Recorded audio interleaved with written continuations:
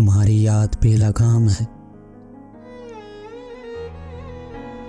मेरे हाथ, मेरे पैर, मेरा कमरा, मेरी किताबें, मेरा बिस्तर, मेरी समात, मेरे धड़कनें, मेरी सांसें,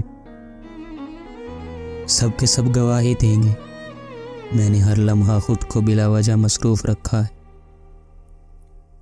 मैंने वो सीधा किताब का एक सफ़ा 37 दफ़ा पढ़ा है।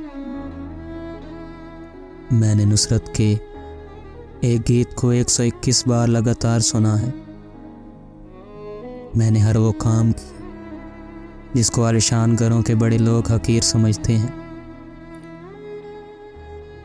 मैं बच्चों के साथ बिला वजह हंसता रहा हूँ, लेकिन मेरे हाथ मेरे पैर जब भी रुके हैं, मैंने जब भी किताब बंद करके सोने की कोशिश की है,